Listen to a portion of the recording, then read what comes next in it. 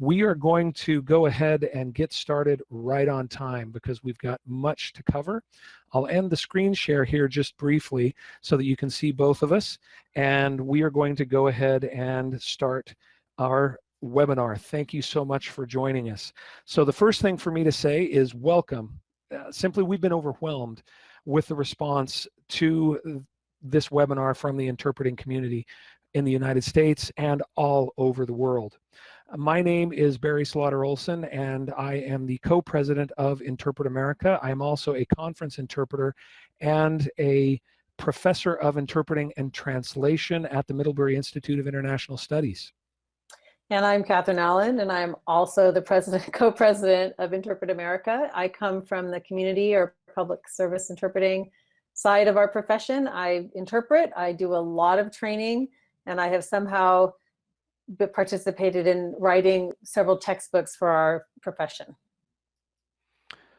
So I'm going to bring up our slide share here, and we want to begin by thanking Kudo, which is the platform that is providing the multilingual webinar capability today.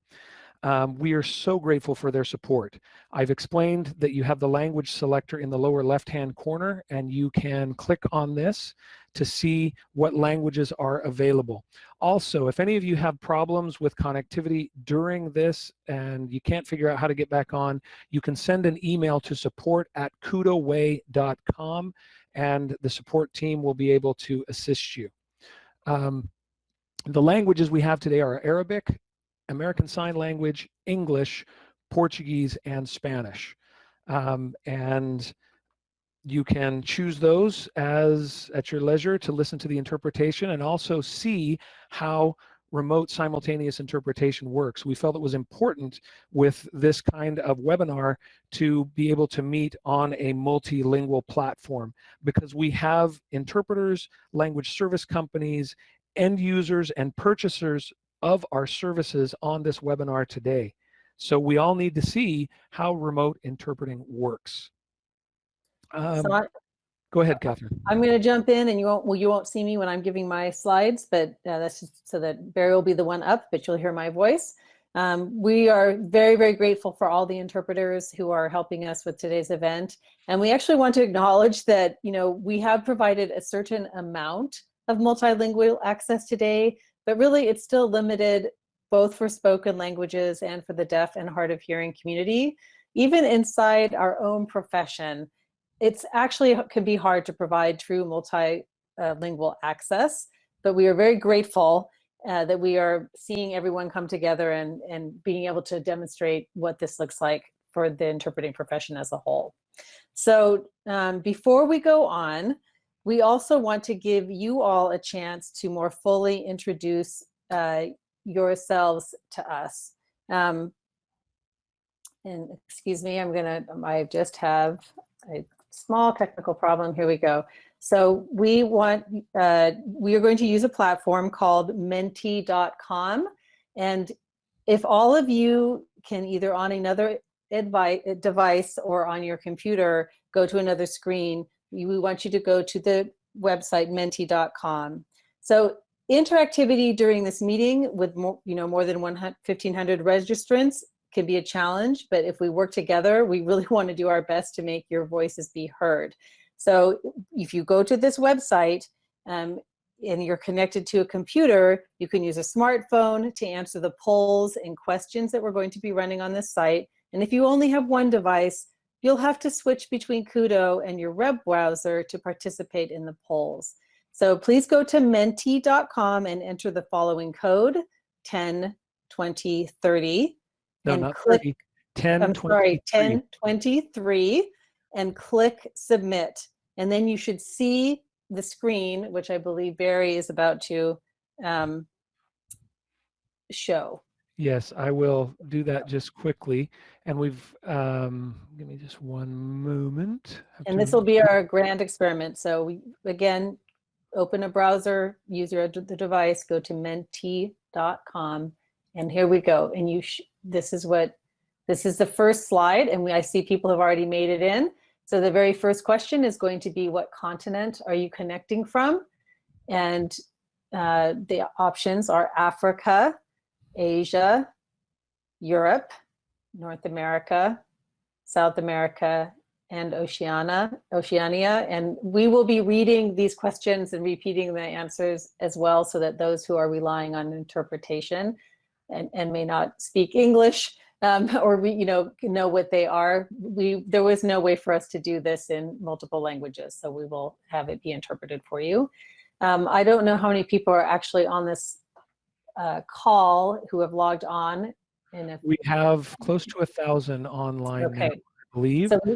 So I can see in the corner we've got over half have answered. We'll give it, maybe 15 more seconds or so. You may not all get in on time, but we're going to get a good chunk of you answering.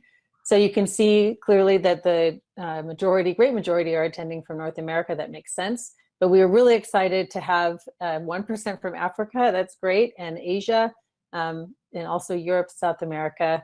And it's understandable, actually, that we don't have any from Oceania and few from Asia, because it is not a good time for them. So we've got almost 600.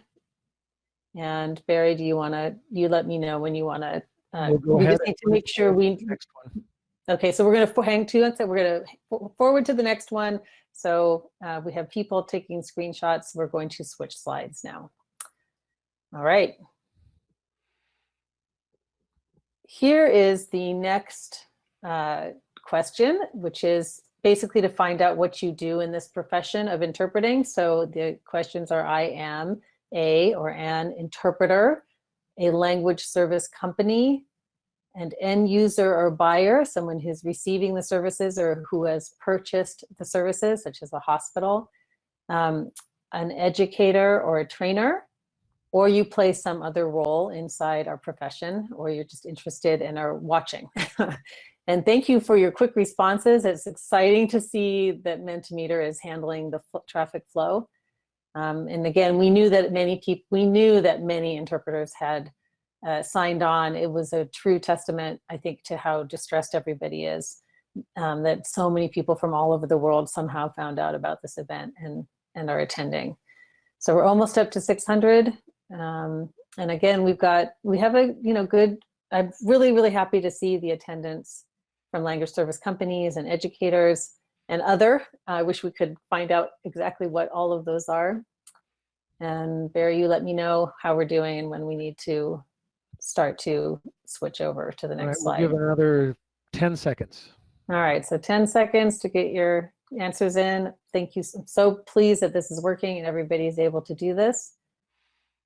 And yeah, so about 65%, it looks like, is holding steady. Majority here are interpreters. Welcome, fellow colleagues. So we'll move on now to the next slide. All right. One moment.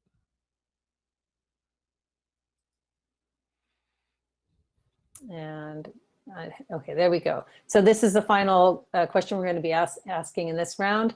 What interpreting services do you provide?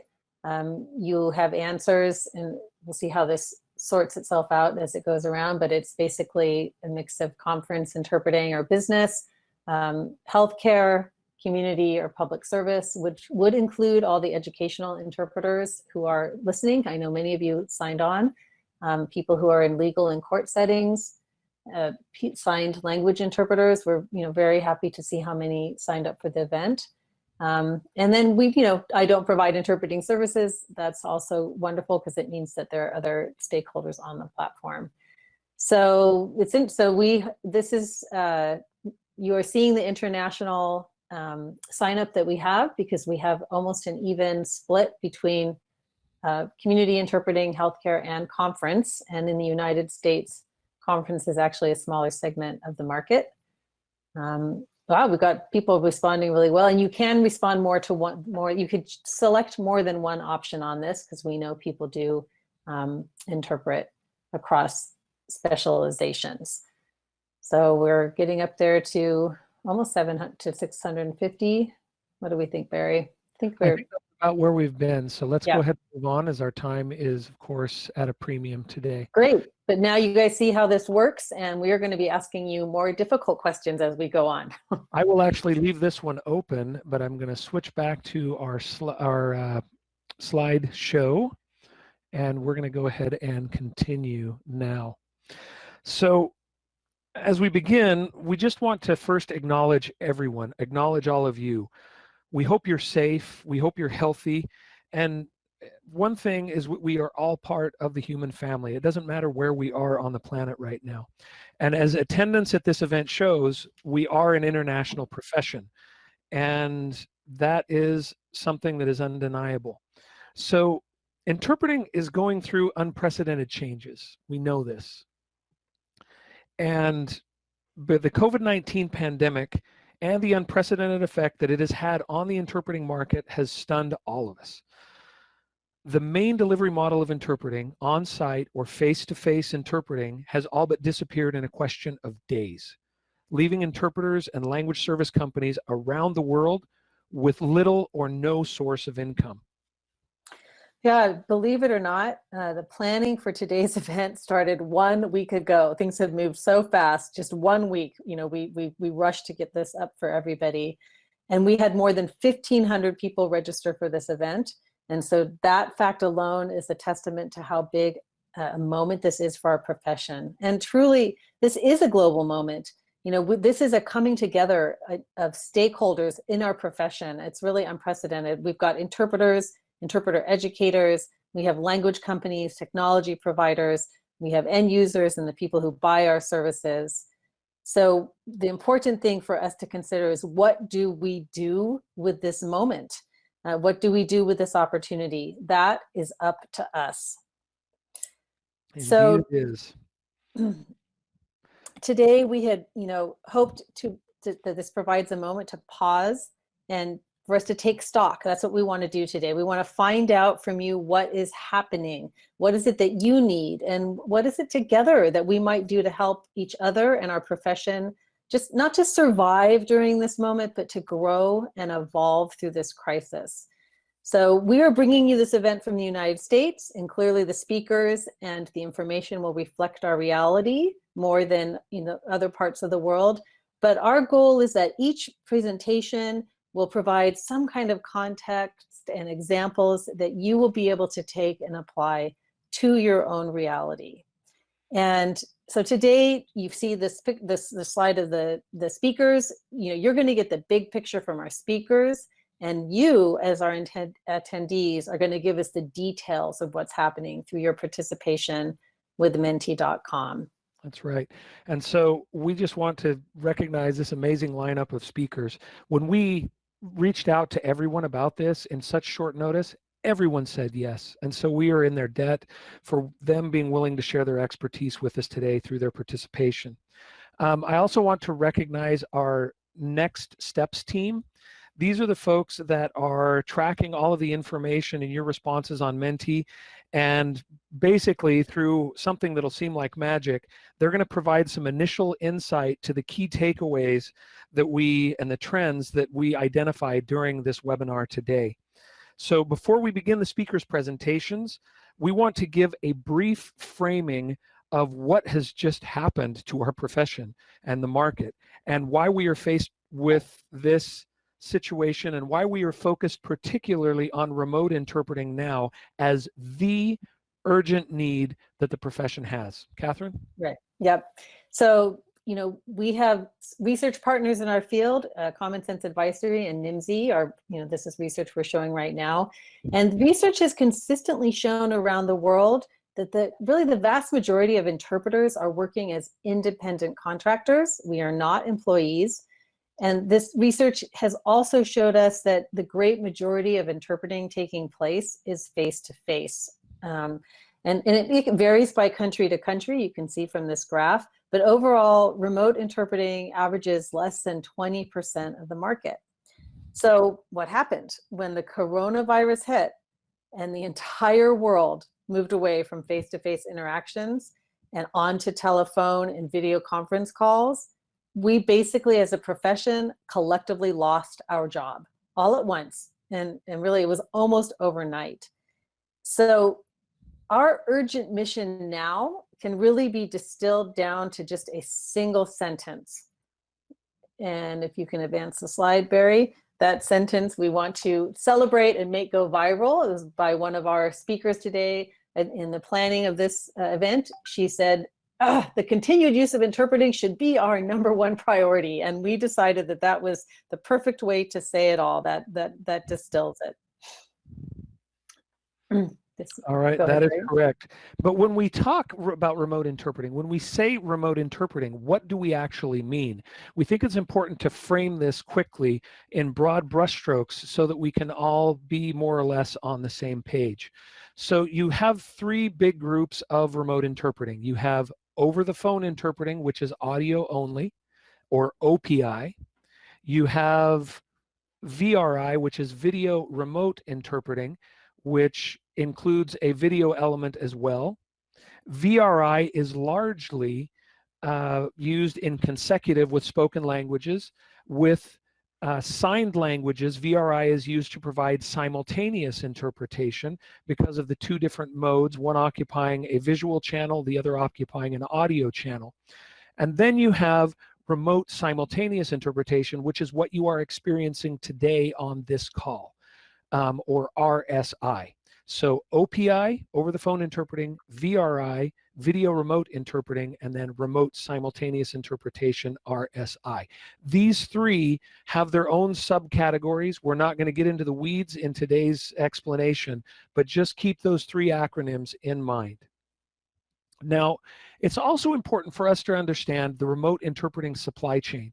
We don't think often about our profession as fitting into a supply chain, but it actually does. And we have many different players that are involved. And it starts with the end user or the buyer, because they have to have a pain point. They have to have a need for the service. When that need is there, then the interpreter gets involved. It may be through a language company. It may be directly. And then now we need a remote interpreting platform involved. We're also looking at the need to have professional associations very active in this, because they need to represent the collective concerns and interests of the practitioners. And then the need for legislation as well. That's a longer term thing, because you can't get legislation passed in a heartbeat, but it is important. And finally, training and education. People have to learn to work on these platforms. And that's one of the big bottlenecks at the moment, because many people would like to transition, but they don't know how. And standards. Standards matter immensely. And I've got to find my notes here to make sure I don't miss anything. And that is, we know that meetings of all kinds have moved online on a massive scale. So with this happening, it raises the thorny question of professional standards, technical standards, working conditions. If we relax these during the crisis, the question is, will we be able to return to them once the crisis passes? And let me just quickly mention here, because there was a request for the number again that we are using, and that number is 1023, 10203 on Mentimeter. And with that, Katharine, I'll turn it over to you. I was just going to say, we can't agree more. We just want to say clearly from our perspective that standards matter, that during this crisis, it is inevitable that we are going to have to relax some of our standards. And that could be relaxing health privacy rules, as the US government has during this crisis, or connecting to remote platforms from a cell phone. But we need to make sure that once this crisis is done, and even during this crisis, that we do everything we can to ensure that our standards are upheld wherever possible. So we're almost done here with our framing. We know that this means that many of you are wondering, how do I work online? What do I need to do to do this carefully and well? Is it really a good idea for me to do this? And here's, Barry and I, we see a problem and we see an opportunity. And the problem is, how do we meet this oncoming and actually instantaneous now demand for interpreting online? How do we get the word out to people who need our services, but who don't know they exist or that we exist? And how do we show flexibility in this time of need without permanently undermining our working conditions? So that's the problem, but then we have the opportunity, because offering interpreting services to keep economies functioning, international communication channels open, and public services available to millions of people who don't speak the dominant languages in the countries where they live, that is the opportunity. And if we can do this, we will be able to continue making a living as well. Now, we do not have all the answers. We don't have a perfect plan either, but we have some ideas, and we think that all of you can share your ideas to possibly help us chart a joint way forward. So with that, we're going to go ahead and move to the purpose of today's webinar and begin our speakers' presentations. And so I would ask Idoli Oliva to please request the floor to be able to speak, and Pablo, our operator, will allow you to activate your microphone and your video. And we're going to hear from Idoli first, and then from Dieter Runge from Boostlingo. So as soon as we have Idoli up, and Katharine, you may want to go ahead and just mute your video and your audio, and I'm going to stop the screen share at this time. And Pablo, if you could let us know if Idoli has been able to connect. Okay, we see Idoli, you've been accepted. We now need you to accept that request and turn on your mic and your video. And while she's doing that, I'm going to introduce her. She's the Director of Language Services at Health Fairview, and she's also a commissioner for the Certification Commission of Healthcare Interpreters here in the United States. Idoli, the time is yours, 5 minutes. Good morning, everyone. Buenos días. Thank you so much for allowing me the opportunity to connect with over 1,000 people throughout the world today. My ask today was to share from the healthcare perspective, and I'm going to concentrate on hospitals and clinics, obviously, the urgency to ensure language access. And before I do that, I would like to double check that my sound and my camera is coming across well. Can you see me and hear me okay? I hear you just fine. You're doing great. Perfect. So again, first, just a warm thank you to InterpretAmerica for convening us all in such a short notice and being able to address what we're all facing at this time. Certainly, our jobs and our lives have changed tremendously, and I think every day we come to the table to figure out what are the challenges of today and how we're going to adjust. It's certainly no perfect plan. There's no guidance or manuals for us to do this job, and I'm speaking on behalf of the work that's taking place on the hospital administration when it comes to provision of language services. First thing that we need to do, and I think we all done it, is just acknowledge and accept that certainly this has impacted our work and things are not the same, which requires us to adjust and really think ourselves, how can we do this together? I know that in every hospital system, in every clinic, the workflow has changed tremendously. We have moved, as Katharine indicated, just in the snap of a button from the in-person services to a remote platform. Some hospitals that were early adopters of the technology services had an advantage because they were able to immediately respond and just do a couple more arrangements and accommodate to that. Other hospitals, we might be halfway through that, trying to understand what's available, what we have, and how can we accommodate our team members in the best possible way to ensure language access standards, but also be able to protect our teams and respond to the patient needs and ensure that that patient experience and the access is still available. While we may not have all the answers, certainly every day has been challenging. So a lot of people question, well, what does this mean? Like, how do I do my job now? What can you do for me? I certainly have been blessed to be able to go around the continuum of services. I started myself working as a Spanish interpreter and worked with local agencies, became a trainer, had an opportunity to come work at hospitals and really have transitioned to the entire circle of the services. And so every day I call myself to work and I realize, what can I do to make sure that we are taking into account everyone, from the interpreter, from the trainer, from the language service provider, for the physician working with interpreters, the nurse, etc. And again, certainly it's not a perfect way of doing things. So with that said, after we acknowledge what we're dealing with, it's important to recognize our roles and how can we be part of this. Certainly the job is long and difficult. And so we need to really challenge ourselves to figure out how can we do it. Idoli, 2 minutes. So I think 2 minutes. one of the things I like to share, we review all the questions that you submitted when you register. And one of the questions that came was, well, are hospitals still seeing on-site services? Our hospitals and clinics are still seeing in-person appointments. And I will tell you that everybody's handling things differently. I know every organization is really fighting internally to figure out how we can accommodate the services. Some of our clinics have transitioned to a virtual platform. Some clinics are still doing on-site services to the discretion of the physician and the environment that they're dealing with. So there's no really an answer of everybody has done this or not. I know that internally here, every day is changing and we are just taking one day at a time. One of the things I like to share is how, again, how we can come together and do this process.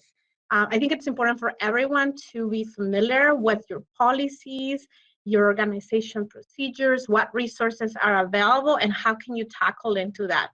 Certainly, it's a time to come together and have that can-do attitude. I think our professionalism needs to shine and bright through this, and we need to build alliances and partnerships. So as we flex the standards due to the limitations that we may have right now, and as we transition in a snap of a button to remote, we need to continue with the standards and we need to adjust accordingly. I think each of us has an important voice that needs to be heard, and I encourage everyone to join any organization that they can, any professional organization. This is the time to really do that. Make sure you rely on your network. Make sure you talk to your leaders. Make sure that you share how you feel. Certainly, there's a lot of questions that I may not have answers for, and this is what I tell my team every day. Be patient with your leaders. Tell them ideas, brainstorm together, but be aware that, again, this is really a collective need. And that's why I echo InterpretAmerica, because I think we need to really think what's next and how can we go back to a normal when the time is of essence. Excellent. How am I Thank doing you with so time? much. Time is up, and so really we want to thank you very much. And you can go ahead and release your microphone and camera. But Idoli, thank you so much for giving us an inside view of what you're dealing with right now within healthcare provision. And we're going to turn the time now over to Dieter Runge. So Pablo, if you could activate Dieter's connection, and Dieter, you can go ahead and open your microphone and your video. Dieter Runge, while he is doing that, I'll let you know he's the co-founder and the VP of Global Business Development at Boostlingo, which is an interpreting services provision platform. And he's going to talk about what that means and why that has an important role to play as we move to online as quickly as we can. So Dieter, 5 minutes. All right, Barry, thank you so much. Let me just try and share my screen here. In our application window, there we go. Share. Let me know if everybody can see our slideshow here. Yes, slideshow is showing up, and we see your video. Fantastic. Thanks so much. Well, first of all, thank you so much for Barry and Katharine for coordinating such an amazing and urgent event. Serious testament to your, critical connection to the industry and your finger on the pulse of the zeitgeist of our industry. It's just amazing how quickly this came together. Fantastic to join all the amazing speakers today, and of course, tip of the hat to Fardad, Uandro, Pablo, Kudo crew for hosting the event today. Big fan. You guys are a legend for hosting this event today. So very quickly, 4.5 minutes, right? Want to talk a little bit about down to 4. Clearly we have an unprecedented event that's impacted the on-site interpreting business around the globe. And the point that I really want to drive home today is that, yes, it has impacted the livelihood of everyone on the planet, including those of us here in the interpreting industry. However, the need for interpreting has not evaporated. It's just simply the means by which we are going to provide this service has shifted. What happens down the line in the long term, hard to say, but we know tactically right now that the need to provide remote interpreting services is important. And the good news is that in this industry, we do have options. We have technology. We have the means to do this. Many other industries are not as fortunate as ours. So I think it's it's really important that we identify with this. I wanted to talk about the fact that remote interpreting tech has always been essentially designed to expand and provide new opportunities for interpreters and language service companies, and to provide global access for interpreters and companies to provide these services. We now know that we have a pretty important job in preserving this business moving forward, and I think that's really one of the main kernels of info that we need to get out there, is that it's incumbent upon us to continue to provide these services and use every possible platform or technology to get that done. In terms of many of you may be familiar with the terms interpreting 2 minutes. Delivery platform, interpreting management system. I want to frame things up in the terms of the interpreting ecosystem. All of us are a component to it. Certainly the tech is critical and compulsory for sure, but it's the people that comprise the whole ecosystem of providing this remote interpreting that's important. Your interpreters, the schedulers, coordinators, people that put together sessions for remote interpreting, all of this can't do it without each other. The good news is that, hey, there's no excuse anymore on this planet not to reach a professional interpreter, right? Analog landlines, traditional phones, smartphones, tablets, laptops, PCs.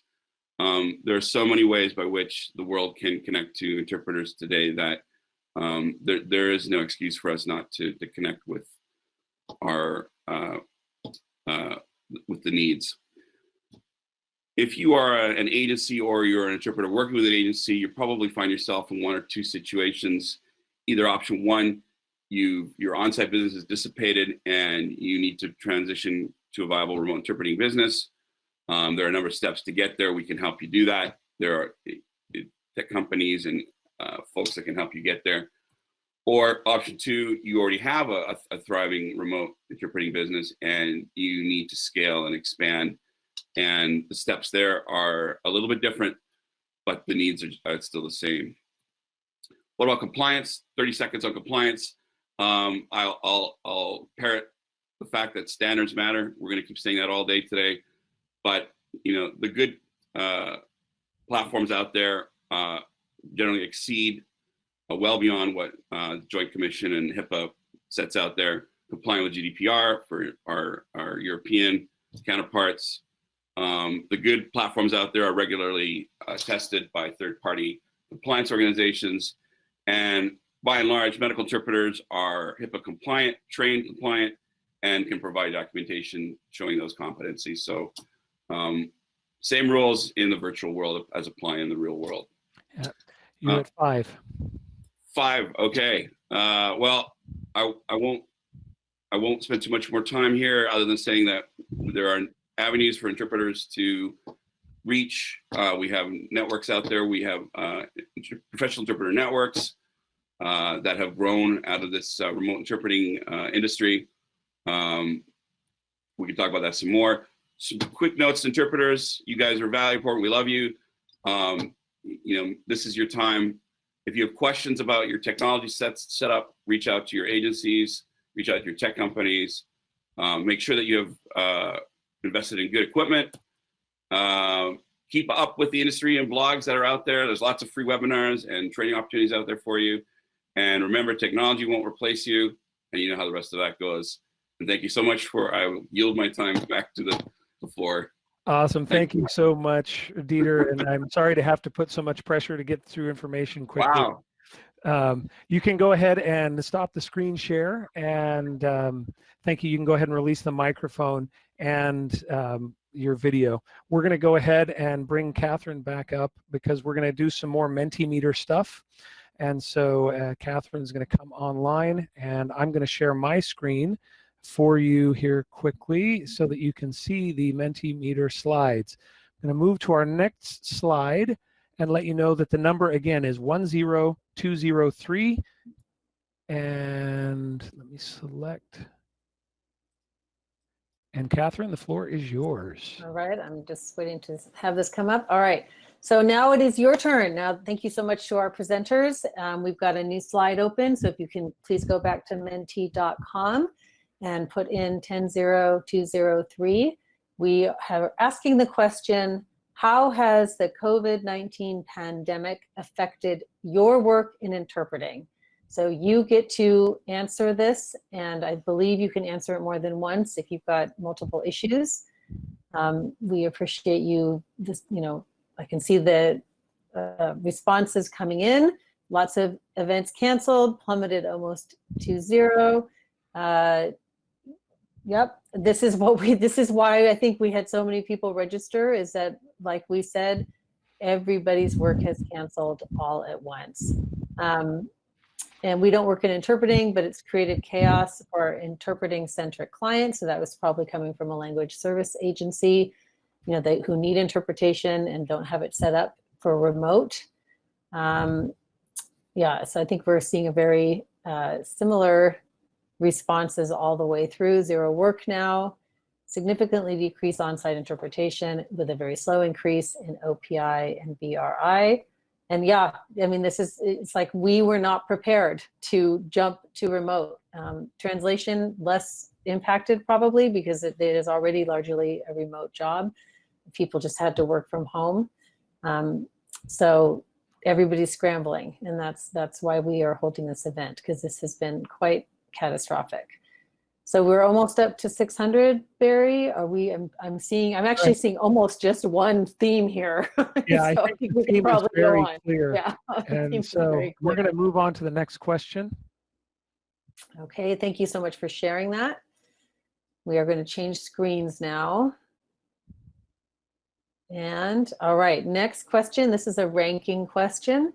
And so in your country, we would like you to slide the bar for each one of these if you have an opinion about them. How much has COVID-19 affected access to the following kinds of services?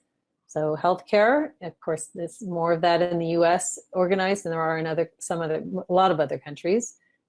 Social or public services, educational services, if you are interpreting in a judicial or court system, and how much has it impacted your meetings for conference and business settings. So we're seeing very much, pretty much across the board.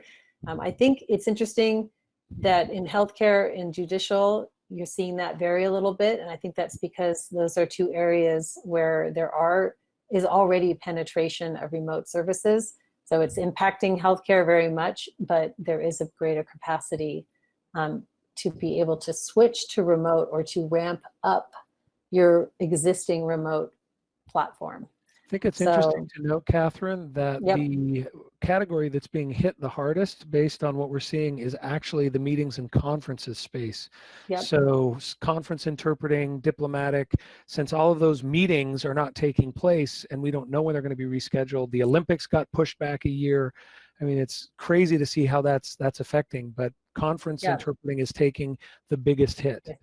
And if you look at, I'm so happy that so many educational interpreters have come and are sharing with us how catastrophic it's been on the educational side as well. There are more than 200,000 school districts in the United States, and many of them have interpreting services and translation services, and they do have almost no penetration of remote interpreting, and you can see that it's impacting them harder than healthcare and legal in this country. I would suspect that most of those responses are coming from the United States.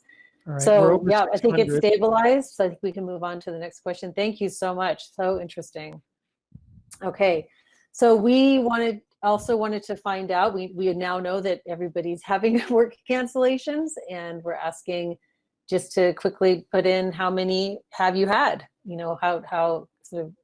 Oh, you know what? We've got a problem here, Katharine, Yep. on this slide. And this shows you what happens when you do this late at night trying to get everything ready.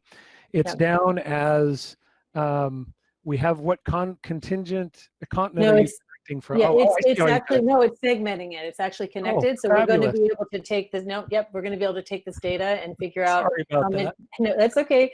This is what happens when you have two people putting out fires in different areas. So yes, I connected this to what continent are you connecting from. So we are going to be able to see how many cancellations people are experiencing, and actually where those cancellations are happening. So Wow, Europe has just been nailed. yeah, so if you look at Europe, it's really, really hurting. Wow, yeah, and then of course North America is in there, and Asia as well. We're getting a lot of responses here from Asia. So we'll let that run just a couple, 10 more seconds maybe. Let's see if we can Thank you so much for responding so quickly. You guys are so efficient on this. Yeah. But we're definitely good. But it's still moving pretty quickly. Let's see. Okay, 610. We're slowing down a little bit. Yeah. Give it another 5 seconds.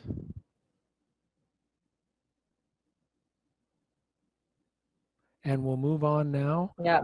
To the next. Great. Thanks so much for that. All right. So in a connected connection, we'd really like to know, since this outbreak started, how much have you lost in earnings? And we apologize for not being able to give you lots of different currency possibilities, but we're looking at these in US dollars, and it starts at $1 to 5,000. And then the categories are kind of overlapping here on the screen, but yeah, I know you're answering them, and we'll be able to sort this out. But we had from 5,000 to 1,000, and then so it looks like the largest category so far is, up to $5,000 is a loss, and then another very large category up to $25,000 loss. And we look like we are getting responses, I think, even at the over $1 million. Yes, there are actually quite a few at the over $1 million. Yeah. I think what this indicates, Katharine, if you look at these numbers, we know that we have a majority of interpreters that are connected to this webinar today, and individual interpreters may be combining interpreting activity with other activities, translation and whatnot. And so it's very, I expected it to be in this area where people lose $5,000 to $25,000. But if that's one individual, that's a huge hit. It's a huge hit. And so we have to keep that in perspective. And even though you're not seeing the over 1 million category very much, it looks like it's well over 50 respondents have lost millions of dollars. And so that means that the language service companies that are so critical in connecting us to the people who buy our services are really hurting. That's a big loss of income. Yeah, everybody's hurting. Everybody's hurting across the board in our supply chain. We're really seeing this. Okay, this is really, thank you so much. I think we're almost up to 600. We'll give it another 5 seconds, but it is starting to stabilize. Yeah. So we'll go. We will probably good to move on. Okay, we're going to switch slides now. Was this actually for the next session, I think? I believe so. Well, people are answering it. Let's let them answer, because we'll take the time one way or the other. So this will be our last slide for this session. Let's do this, Katharine. Let's let people go ahead and answer it, and we're going to move on to our next group of speakers. I can leave this open, although it won't be on the screen. Feel free to take time to get some thoughtful answers to that. Yes. We can't do that because we have people needing to do screen capture. So all right, let's not do that. So, so if people could not fill that out, that would be good. If people could not fill that out, that would be good. We'll reopen it. All right, let's go back to our speakers. And thanks everyone. We'll get to this question in the next session. All right, I'm going to end the share at this time, and I'm going to invite our next speakers to prepare. I'll go ahead and turn on my video again so you can see me. We're now going to part 2, which is remote interpreting from the field. And Kristin Quinlan, if Kristin, you would go ahead and request the floor, you're going to be up next. Now, Kristin Quinlan is the CEO of Certified Languages International. It's one of the largest telephone and OPI, VRI providers in the United States. And Kristin is a dear friend of the interpreting profession and has dedicated resources, time, and support for so much work to try and bring the profession together. So CEO of a company, but also a friend of the profession. Kristin, I'm going to turn this over to you, and you've got 5 minutes. Thank you, Barry. Barry and Katharine, you two are absolute rock stars. To put this together and to unify a group of really scared people, including business owners, even in the remote industry, is remarkable. And I just want to say thank you so very much. We're a remote interpreting company, but I just want to recognize the value and the importance of face-to-face interpreting. It's the most direct and compassionate method of providing interpreting services to our LEP population, many of who feel marginalized. That being said, there's an important space right now for remote interpreting, and there's room for both, but just not right now. These are crazy times. I'm just going to tell the story of what we're doing in this bizarre arena that we're all in. As I said, we provide exclusively remote interpreting via OPI and VRI. Our interpreters already work remotely, so we haven't had any hiccups there, but our internal workforce does not. We have over 200 employees that we've had to migrate all to working from home all in the last 5 days, and it's been hard, and but we've done it, and we're working smoothly. We service tens of thousands of calls a day in over 230 languages, and we've seen a drop in requests, 15% the first week of this pandemic. Here in the United States, the second week, we've seen a decrease of about 25% of requests. We know this is due to temporary businesses shutting down.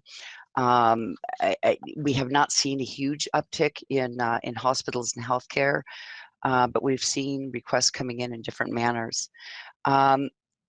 We have set up for a bunch of hospital systems dedicated hotlines for COVID-19 responses. They are, by and large, testing is still pretty limited in the United States. So these hotlines exist when people feel as though that they have symptoms, but don't have the ability to test. They are using this hotline to call in and report their symptoms daily. New ways of interpreting. We are the provider of remote interpreting services for all Walmart pharmacies in the nation. The government reached out to Walmart's CEO about 10 days ago, asking if they'd be willing to set up drive-through testing centers in their parking lots. And Walmart immediately called us, asking how to do it in languages other than English. The first 2 stations went live yesterday in the Chicago area. They're expecting hundreds more to be rolled out in the coming weeks. Currently, they're only testing first responders or people who work in healthcare or those over the age of 65. So in that demographics, we have not seen a lot of requests come in so far, but we're expecting to. We're working with them to figure out the best way to connect interpreters who are working remotely with the medical testers in these stations in hazmat suits, communicating with scared LEPs in their cars. So anyways, we're working through that. 2 minutes. As we know, a ton of work is moving to VRI and telemed platforms.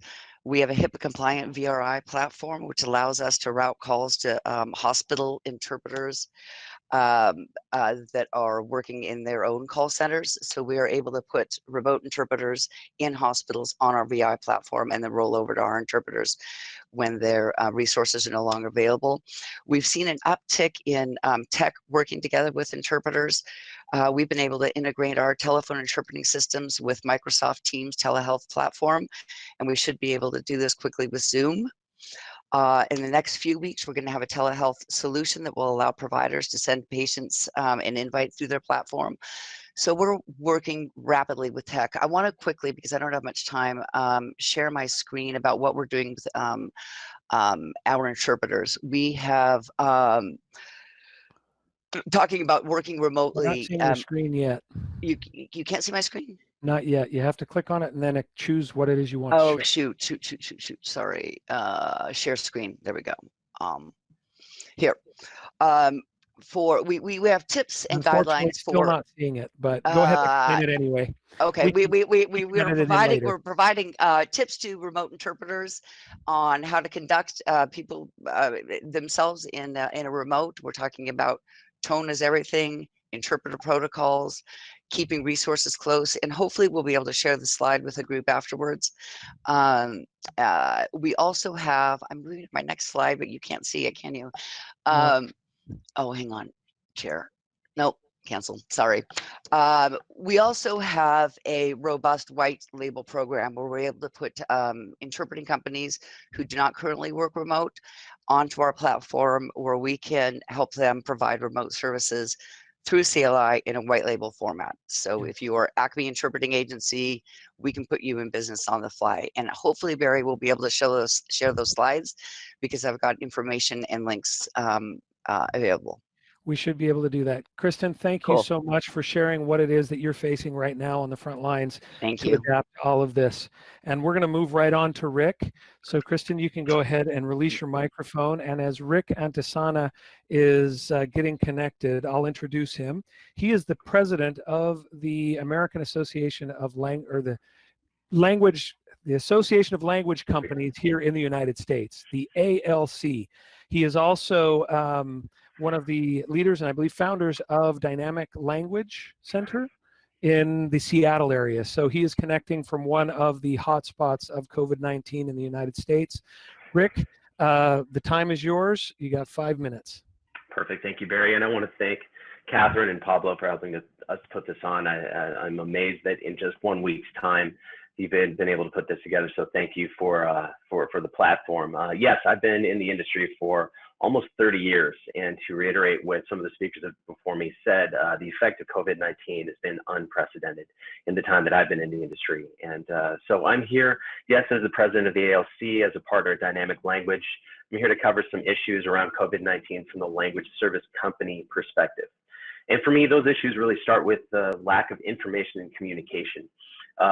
Between us and our clients, we're finding that many healthcare organizations in particular are so busy dealing with other issues that interpreting is barely considered or just considered after the fact.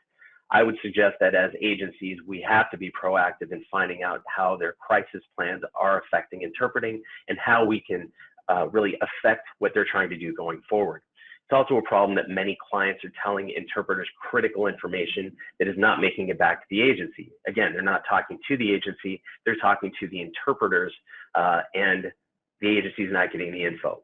We cannot assume that the client's going to make the necessary efforts to keep the agencies informed. So again, if you have dedicated account managers with your company, that has to be job one, keeping the lines of communication open. Another challenge is the delivery of services. We know that services are still needed, but how can we reliably deliver those services in the current environment so that many people, because so many people are sequestered at home, it's a different environment now.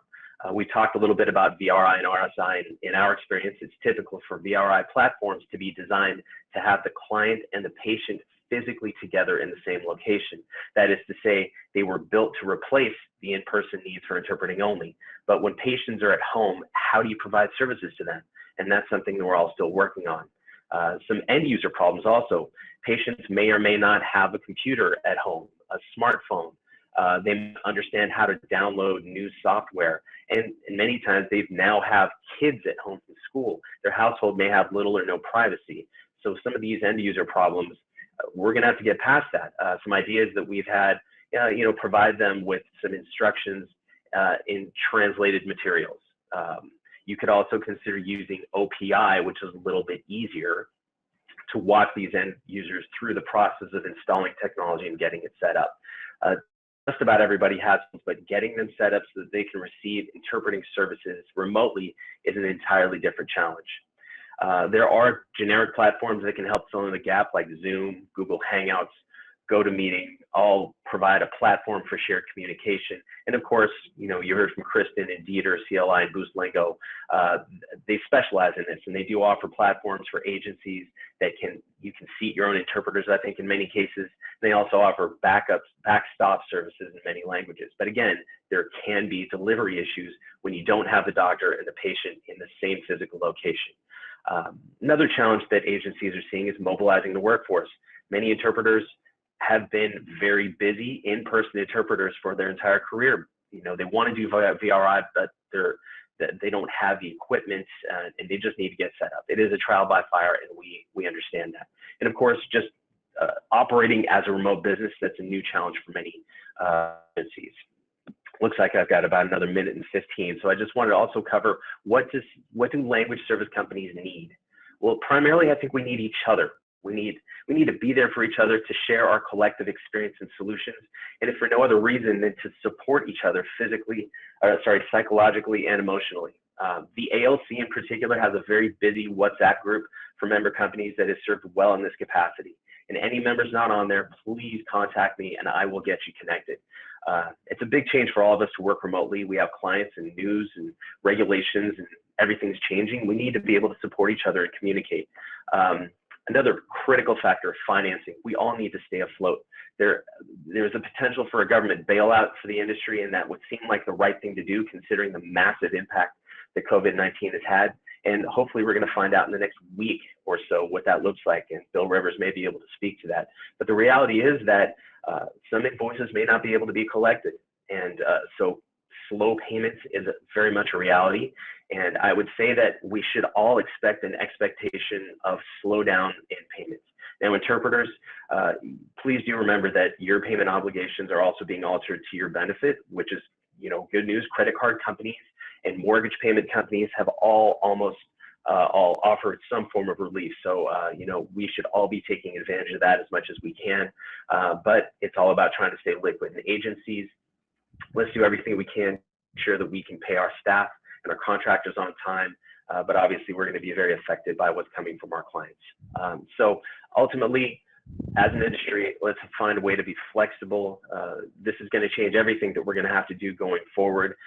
What are your plans post-COVID? The industry is going to look different. So how will you address it? But I just want to leave with saying, let's communicate with each other. Let's be there with each other via the platforms that we have.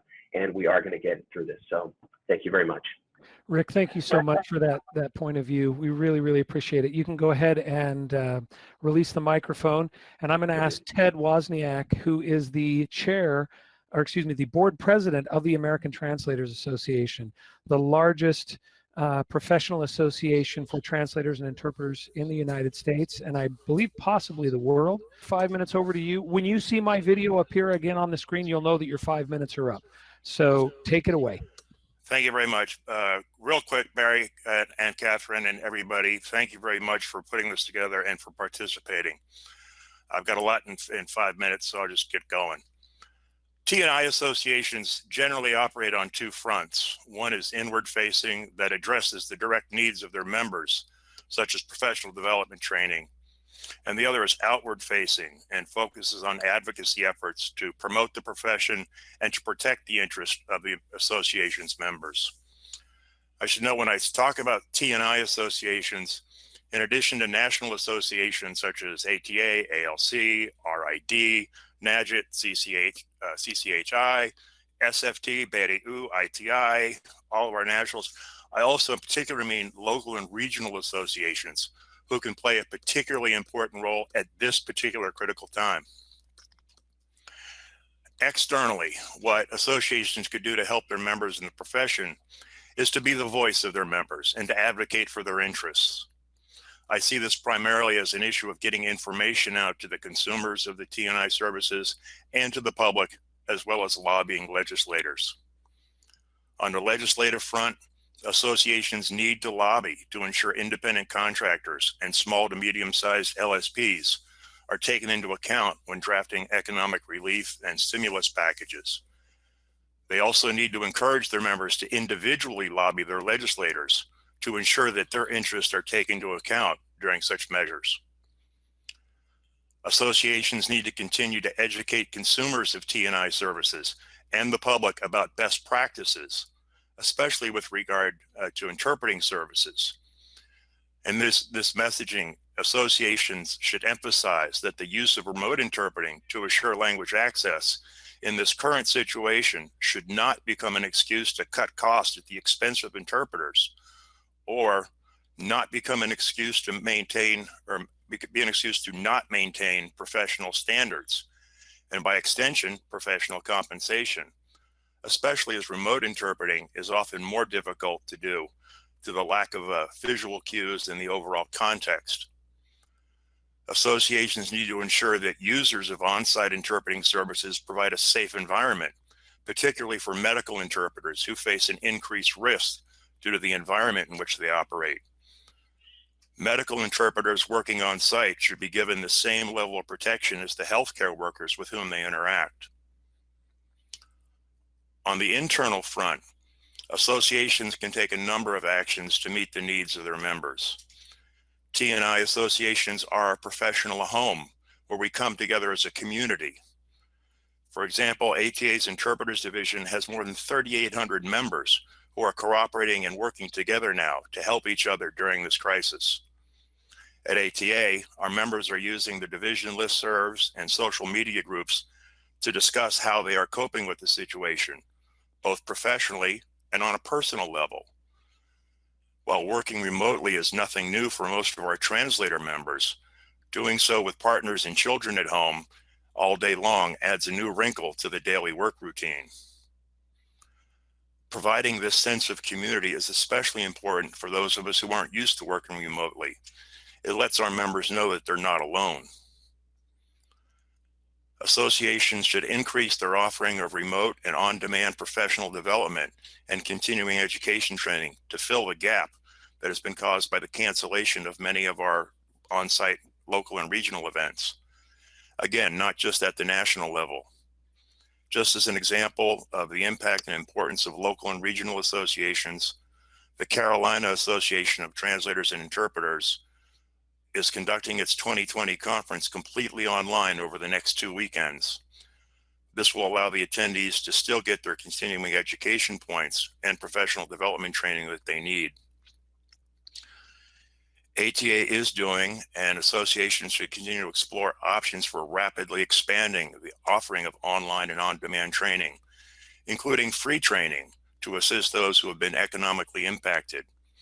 I just learned a few moments ago that we're opening up our virtual conference from ATA 58 for free to our members so that they can do some remote training. That should be open in the next day or so. Associations can also support their members by helping them productively use this downtime caused by a loss of business. We can help them use this time to review and update their marketing materials, directory listings, their websites, as well as to explore training in additional fields or specialties to help broaden their customer base.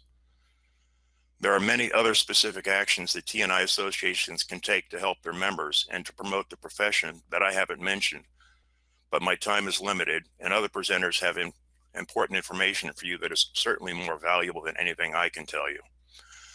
So to wrap up, just let me repeat what I think is the most important thing that associations can do at that time. Be the voice of interpreters and translators. Provide that sense of community for your members, and to take all reasonable efforts to help them get through the personal and economic difficulties caused by this pandemic. Thank you very much.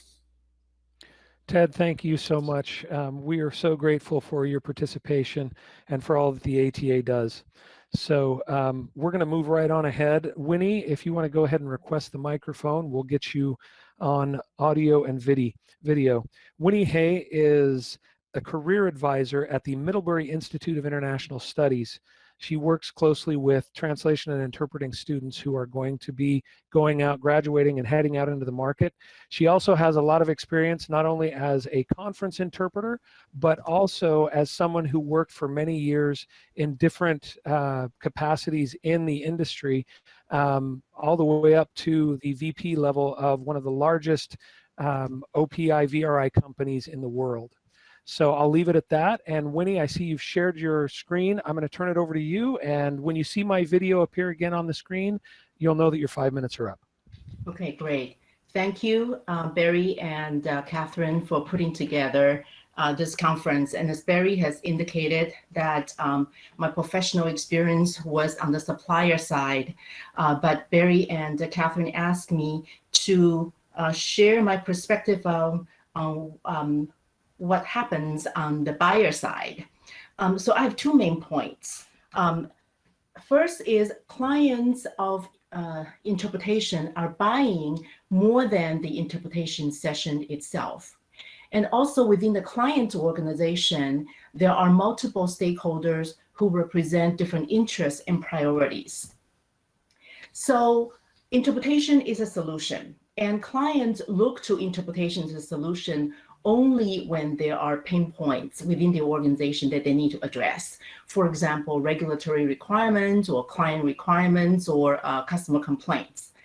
And organizational inertia is very powerful. People in organizations in general resist changes. They make changes only when the pain of not changing exceeds the pain of changing.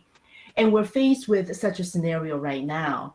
Organizations are scrambling to migrate from face-to-face interpretation to remote interpretation because the pain of not migrating exceeds the pain of having to make the migration. So what exactly are the clients paying for?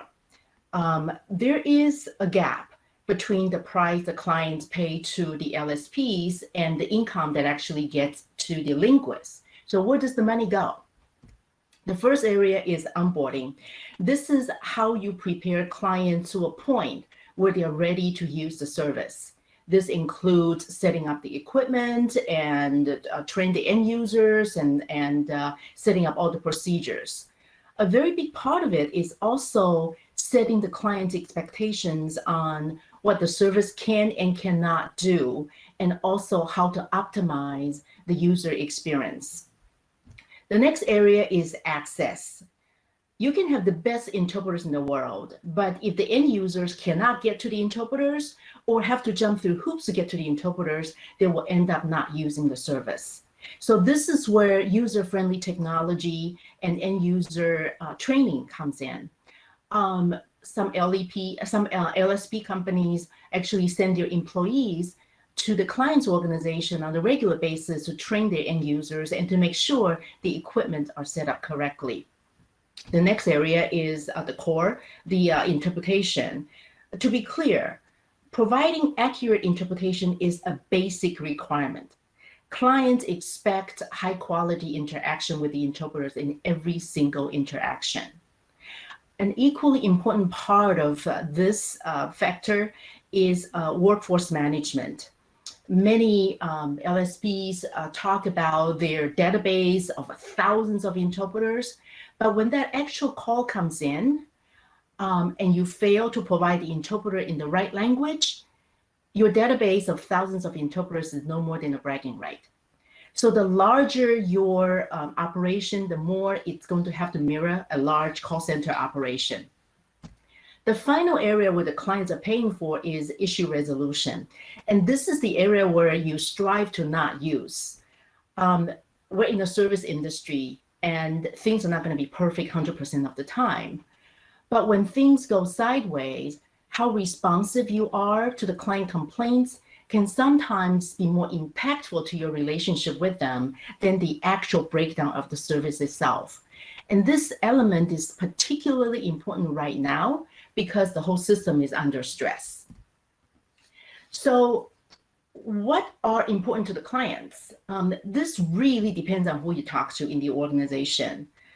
You need to understand what are the challenges and priorities in the organization right now. Is the issue, is the pain point that the lack of interpreting service is causing a backlog?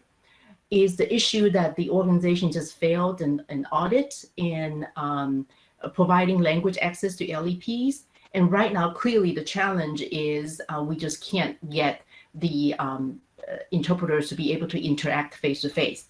But for me, over the years, I've learned the top three things that are important to the client. The first one is how easily and how quickly can the end users get to an interpreter. The second one is interpreter quality. And as Kristin Quinlan mentioned, tone matters. It's not only about the interpreter's interpretation skills. A professional tone of service is critically important, and especially in this time of high stress. And the next area is pricing. End users do not typically think about pricing. They have immediate operational problems to solve. This comes into play when procurement is trying to make buying decisions. Procurement managers are typically given a budget or an annual cost reduction target. They, to be clear, they don't understand interpretation. They deal with buying interpretation services and buying ventilators in, broadly speaking, the same approach. They don't understand interpretation, just like they don't understand how ventilators are made or are priced. For them, it's a numbers game. But in some cases, procurement managers do involve the end users in getting their feedback, and that's when you see that their buying decisions can be more balanced. I'm sorry to interrupt. We are at time, so if you can wrap up, Winnie, thank you so much. Great. Okay, so just to recap, clients are buying more than the interpretation session itself, and what part of the service that they value the most will evolve according to what their challenges are, and service providers, we need to evolve with them. Thank you very much for your attention. Thank you very much. You can go ahead and end the screen share. Winnie, I'm afraid the slides were not advancing, so we'll get the slides and try to work this into the video ex post so that everyone will be able to see the slides that you prepared as well. Thank you so much for that. Thank you. Excellent information. And you can go ahead and release your microphone. And at this time, Katharine is going to come back up again, and we're going to do another session on Mentimeter. And so as we're waiting for Katharine to come up, I'm going to go ahead and share my screen again. And we'll go back and let you know that the code is 1023. And we've had many people already answering this question. Katharine, would you like me to move on, or what should I do? No, actually, I think it'll allow you to put more than one answer in. Part of the problem is that we've got your next session's team is wanting to see some of these answers. So if you can resubmit them, it would be good. Or go ahead and read, or I'll go ahead and click through, and they can take okay, screenshots or we as can well. click through. So we can click through, and people can still put some answers in. But Barry, if you want to move through it a little bit so they can, we'll spend a minute here or so and just let some of them take the screenshots. So we're just seeing what's worrying you most. How long will this last? Unemployment, no income, the mass deterioration of working conditions and fees. Yes, I think this is what we've been talking about around standards. We really,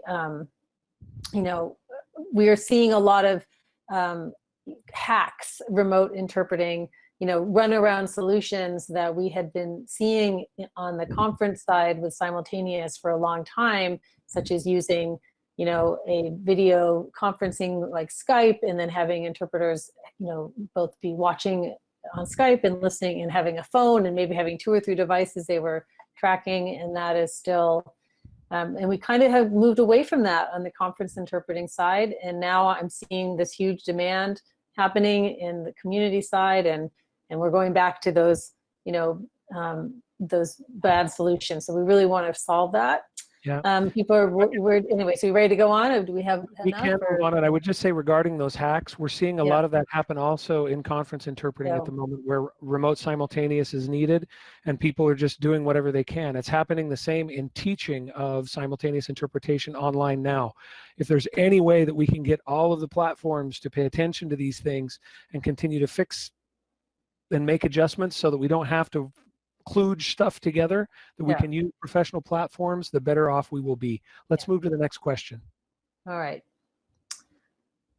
So rank in order of importance is interesting. People, I'm not quite sure how people are answering these already, but rank in order, you opened it. Okay, rank in order of importance, which is most important to you. So again, I'm also going to say I had a request to spell out the name of this website. So interpreters as well, if you could spell it out, it is menti.com, MENTI.com, and the code is 1023. So we've got, let's see, what's most important? Training interpreters on remote platforms, a public relations campaign to inform end users about remote options. I actually am very pleased to see that come in second, because I think that is one of the most important things we should be doing. Training for language service companies to provide remote interpreting, because many of the people who hire us are also not sure how to do this. And organized advocacy to include interpreters and LSCs in financial aid legislation.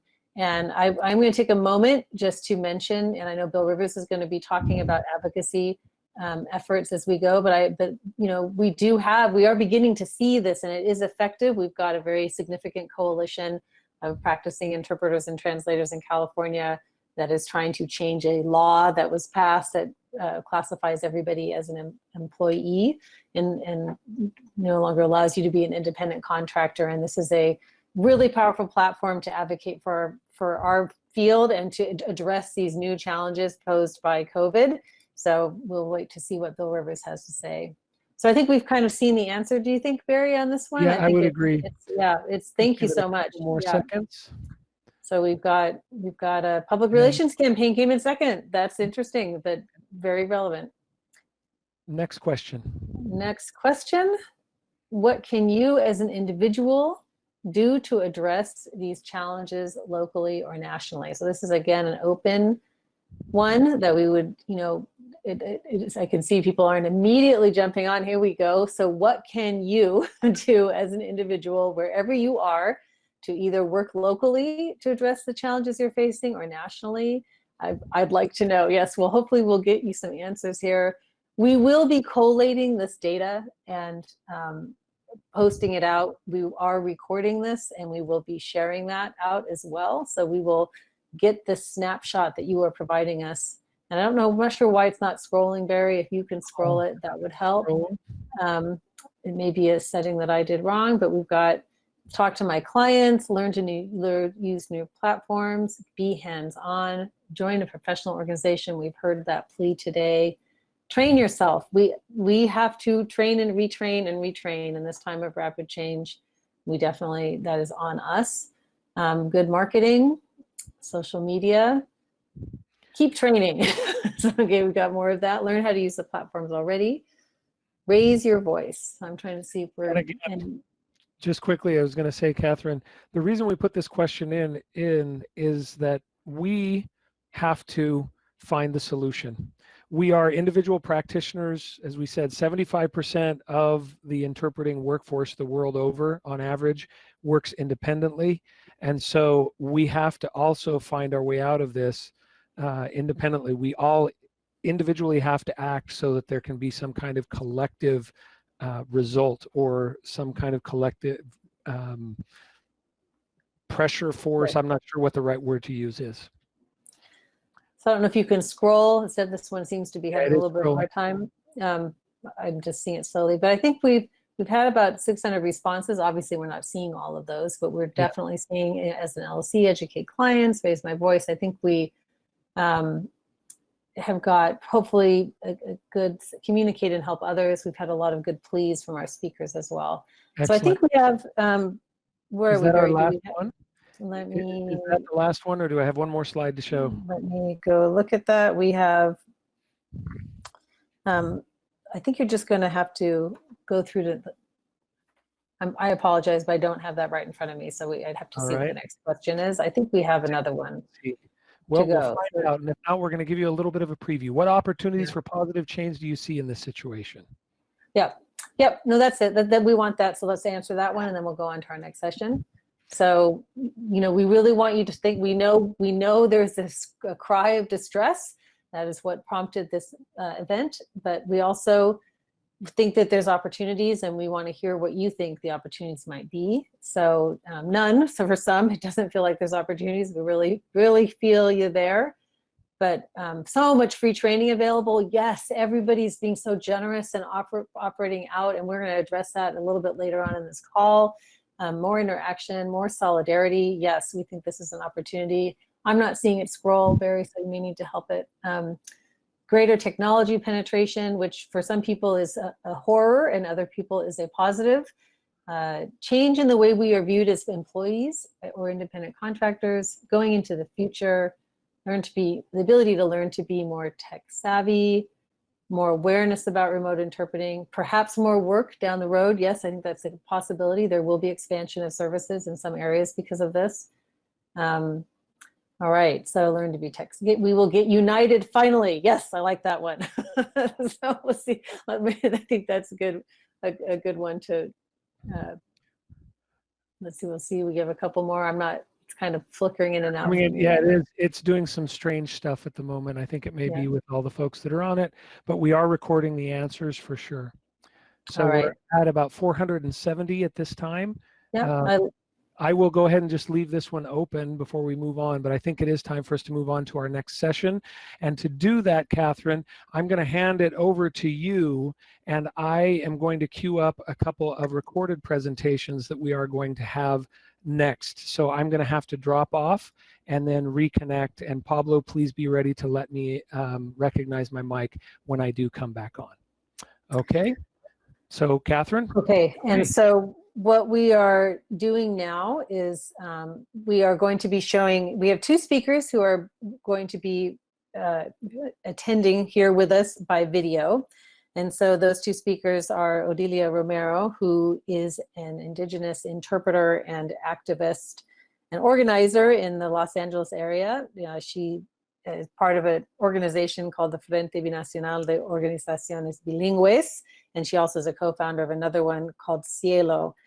She's going to talk to us for a few minutes about the impact she's seeing with Indigenous interpreters in the Southern California area, and also the impact they're seeing on the community. So she represents, both interpreters from a less common languages in terms of how many interpreters there are, and also just the actual immigrant user of services. So I see, Barry, you're back, and you're going to have to tell me when you're ready to go, because I think you're ready to roll whenever we're ready to roll. So it's going to take me a moment, so bear with me. Okay, that's fine. So Odilia Romero, the other speaker who's going to come on, and I'll cue him up after Odilia, is Dr. Bill Rivers from the Joint National Committee Council on Languages, from JNCL Nicholas, and he is our nation's in the United States. He is our premier lobbyist and advocate. He runs an organization that advocates for languages in the United States Congress and Senate, working on legislation that will promote both our professions and also the teaching of language. And he will be giving us his key messages about what's happening at a federal level in the United States around this. And Barry, I'm just going to keep checking in. If you are, let me know if you've got it ready to go. I see you coming on, perhaps. Hi, there we go. My name is Odilia Romero. I'm the binational coordinator for the Frente Indígena de Organizaciones Binacionales and the executive director for Cielo Comunidades Indígenas en Liderazgo. But I am also an interpreter, a Zapotec interpreter. And right now, some of the challenges that Indigenous interpreters were facing are the lack of work.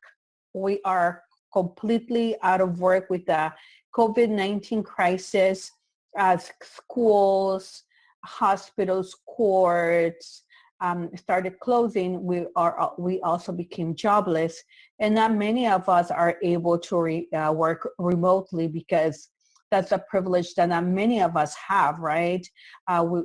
Even if we have the computers, we're not trained to work remotely. So that's a big challenge that we also have. But also our communities itself are facing a crisis. A lot of the people that we serve are workers. In the case of Los Angeles, they work in the food industry. They have completely become jobless, as the food industry, the restaurant, the bars, everything is closed. So they're also worried about how do they pay the rent, how do they feed their kids. So we are facing like multiple layer of crisis. On one side, the interpreters, we don't have jobs, and we don't have the capacity to be able to work remotely. But also there aren't any jobs that we could take remotely because everything's closed down, shut down.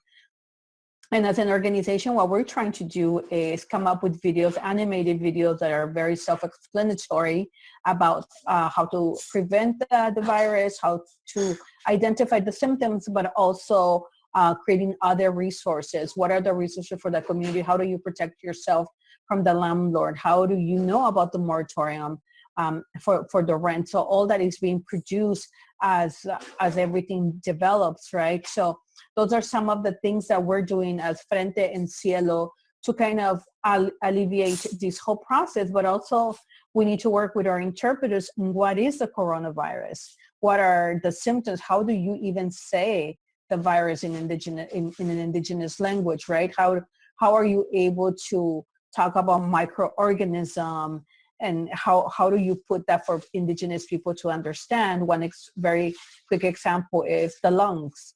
Does the lung hurt with it? Or does it, what is the feeling? So we have to work with that with our interpreters. So we're doing what we can as a very small organization to help the interpreters, to help the community, because at the end, this is a multi-layer challenge that we're all facing as indigenous people, but also in people in general, right? And well, thank you so much, everybody, for allowing me these few minutes to be part of this webinar. This is my first webinar, so I'm really excited. Thank you. Okay, and now we're starting with Bill. Hi, I'm Bill Rivers with the Joint National Committee for Languages and the National Council for Languages and International Studies. As you can see, I'm recording this from my working at home location, as I think pretty much everyone is in the States and, in fact, across the world right now. Thanking Barry and Katharine very much for organizing this summit. I apologize, I don't have the technology to join you on the Kudaway app, as it's just requires stuff that I don't have right now. When we look at interpreting and language access in the United States, we're very lucky, as Mara Yudelman will point out, that we have a civil rights regime, case law, and, in fact, healthcare legislation that requires language access. But that promise is far from fully achieved. And in policy terms, that comes down to a couple of issues. One is client education, which after 25 years of working in the language enterprise, I've realized is an evergreen challenge. But it also comes down to resources. And because of the way that Executive Order 13166 is structured, because of the way that Section 1557 of the Patient Protection and Affordable Care Act is structured and the subsequent regulations that instantiate that section, it turns out that healthcare interpreting in particular, and any kind of interpreting for language access, is done at the expense of the service provider, the healthcare provider, the area agency on aging and its contractors, whatever that service might be. So one of the things that we're looking at, and to be blunt, trying to make lemonade out of lemons is the wrong metaphor, but trying to make the best of a very difficult situation. One of the things we're looking at is in the coronavirus relief bills that are going through the United States Congress, is at least finding ways to get healthcare interpreting, language access due to the coronavirus crisis covered by the federal government. That has two principal bases. One is that that the LEP, the limited English population in the United States, is disproportionately elderly and disproportionately young. They tend to be those who are linguistically isolated are either recent immigrants or they are immigrants who are, as I said, very elderly and have not learned English, or very young and have not yet learned English. And secondly, they are disproportionately in lower socioeconomic groups. So they are, in many ways, at higher risk from the coronavirus crisis. Secondly, because it's an unfunded mandate, we want to get funding out to local health agencies, hospitals, and so on, who, if they're government agencies at the state and local level, often have balanced budget requirements. They can't run deficits, unlike our federal government. They can't borrow money to support their operations. So they are already facing significant financial pressure. And secondly, they're already maxed out anyway, even if they do have the ability to access lines of credit or what have you, if they're a larger healthcare system. They're maxed out, and any help that we could find there is very important. The longer term, and something that came out, in fact, at the Healthcare Interpreting Summit last fall in Minneapolis, organized by the Certification Commission on Healthcare Interpreting, and many of you I know were there. We have to get the Congress to recognize that the provision of healthcare interpreting really is part and parcel of medical care, and the provision of social services interpreting really is part and parcel of the provision of all of those social services. To the extent that the federal government reimburses for the provision of any of these services, it should include reimbursement for the provision of language access. And then, as always, we need more help with client education, with general public education, and I figure that's going to keep me busy for a very long time. Again, I apologize that I can't be on this webinar. Technology has its limitations sometimes, and we ran into that today as we were figuring out how to use it. My colleague Mara Udelman and others on this call have forgotten far more than I'll ever know anyhow, and I do commend to you all of the other experts on this webinar. Thanks very much. Okay, so Barry, thanks so much. I think I'm handing this back over to you. I know we have Mara Udelman coming up next, and so I think she needs to request the mic. Great. Good afternoon, everyone. Thank you so much for joining. I'm with the National Health Law Program. I am not an interpreter, but I've worked on language access policy for about 20 years, and I'm going to follow up on a few things that Bill said. One of the most important things we need to do right now, obviously, is make sure that everyone, regardless of language, has access to testing, treatment, and all information about available programs in healthcare, but also beyond healthcare. And we have a number of civil rights laws already existing on the books that can ensure this and also protect against discrimination. And unfortunately, what we've seen a lot already in this pandemic is discrimination against Asians and Asian Americans has really ramped up, particularly with the ideas that this pandemic has originated in China. So I want to spend a couple of quick minutes talking about the existing laws that we have at our disposal and that people can really look at. And I think as many of you on the front lines, to the extent that you are still interpreting, it's important to know this, but also to advocate within the communities that you work with, even if you're not working right now, to make sure they do know their rights and they have information about how they can access treatment without discrimination. So many of you probably know about Title VI of the Civil Rights Act. What Title VI says is if you receive federal funding, you cannot discriminate on the basis of race as well as national origin. And national origin includes language.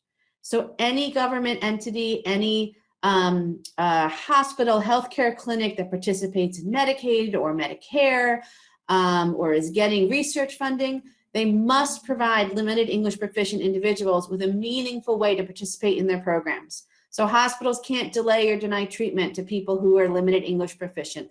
They can't turn people away and say, we don't have interpreters. That's all really, really important. There's a second civil rights law, and I should say Title VI applies beyond healthcare. So when we start looking, and you've probably seen all the action that Congress is taking to get loans to small businesses, which some of the interpreting agencies might be eligible for, to help expand unemployment insurance and a lot of other provisions, those should also have materials available in non-English languages to help LEP individuals know their rights and know what they have access to. Specifically in the healthcare context, as part of the Affordable Care Act, there also was a non-discrimination provision included. That's called Section 1557 of the Affordable Care Act. You may also hear it referred to as the Healthcare Rights Law. And that builds on Title VI, but actually goes beyond it. So when I said Title VI applies to entities receiving federal funds, Section 1557 applies to those same entities, but also goes a step beyond and applies to federal agencies themselves. So if the government agency is administering a federal healthcare program like the Medicare program or healthcare.gov for the marketplaces, it also has to make sure it's not discriminating against limited English proficient individuals. So in this healthcare pandemic right now, virtually all healthcare providers are covered by Title VI or 1557 and should be providing language access to individuals who need it. In addition, many states have state language access laws. We actually recently updated a report. It's available on the website of the National Health Law Program, and it goes state by state. So for example, those of you in California and New York and Illinois and a number of other states may actually also, in addition to these federal laws, have state laws that will also require language access or sometimes be even more specific about providing language access in certain settings and written materials. And all of these laws apply both to oral communication as well as written translations. We know it's hard sometimes to get the written translations out in a quick, as quickly as maybe the English ones, but we do strongly believe that if entities, government agencies, or hospitals are putting out COVID information in English, they should soon follow it with other frequently encountered languages in their communities. I also want to spend a minute talking about public charge. You may have heard about this. There are some new rules that were recently implemented from the federal government that have really had a chilling effect on immigrant communities thinking that they're going to have issues accessing many federal public programs. However, the Department of Homeland Security has said that anyone who's receiving treatment or testing for COVID will not count in a public charge determination. So again, that's really important to get the word out. People should not be putting their health at risk because they're worried about public charge at this point. So I'm sure we have a lot more information on our website if you'd like to take it, and I will turn it back to Barry at this point. Thanks. Thank you so much. And I need to make sure that my camera settings are correct because I had to do some technical wizardry behind the scenes, and I'm going to have to disconnect and reconnect here quickly. So Katharine, if you could come back on briefly, I don't want to leave no video on. Request the floor, and excellent. And I'm going to reset. Okay. Well, lightning fast. We're barreling down to the end, but believe it or not, we're almost on schedule. I really thank both Bill and Mara and of course Odelia for what they shared. It's such important information. And again, we are recording this so people can watch again and absorb. And now we are very pleased to welcome Evandro Magalhães onto the platform. If you could request your video and request to speak, because it's now your time to talk. Evandro is one of the founders of the Kudo Way platform, and I'm not seeing him come on, so but hopefully he will be soon. There we go. All right, I'm going to go ahead and go off and hand over to you. And you definitely need to unmute. Thank you, Katharine, very much. So good evening, good morning, good afternoon, depending on where you are and the world. I want to start by thanking you for inviting me again for participating at yet another Interpret America, an event that I have been following since its inception in Washington, D.C. I remember the very first meeting in Barry's office in Monterey when the idea was first brought up of an event that could bring together in one room around common concerns all the different segments of interpretation. Barry was back then our professor. Katharine and I were classmates. I must say I doubted it very much. I didn't think it was possible at all, especially in a profession that was strongly divided into silos where one side barely talked to the other side. Katharine and I, again, Katharine and Barry proved me wrong, and I was very happy to be proven wrong. I've been in this business, in the interpreting profession, for 30 years. If I had to define myself, I would call myself a conference interpreter, although I've done a little bit of everything. And I've always reached also beyond the booth. And in the 3 decades that I've been doing this, I've been writing about interpretation. I've been talking about it, reflecting. Now I'm pushing a little bit the envelope also on preparing the next generation of interpreters. That took me also to searching new technologies and new ways of delivering interpretation. That search started in 2011 when I was still in Geneva. And that culminated in Kudo, a company that I, Fradad Zabech, and Parham and Annabelle founded in 2017. Now, like most of us, I didn't get here out of any visionary instinct. Like most of you, I was dragged here, right? Because the member countries of the organization I worked for at the time put us under pressure to develop what they called back then electronic methods of communication. Something that would allow a participant to speak their own language from their offices in Africa, the Americas, or anywhere in the world. This is where the first seed of what is now a remote interpretation was sowed. Getting the technology to work was an issue, as is the case always, but eventually it was resolved. Technology is the easy part. The hard part is breaking the paradigm. It is the change management process. So I was asked to talk today about the experience of onboarding this new wave and world of remote interpretation, a term that I hate, by the way. So I'll try to summarize in 5 points or 5 pieces of advice, my experience and bringing about this kind of system on 2 different occasions, remote participation first and remote interpretation last. Number 1, there is no future for interpretation without interpreters. That future can only be built with the active participation of interpreters.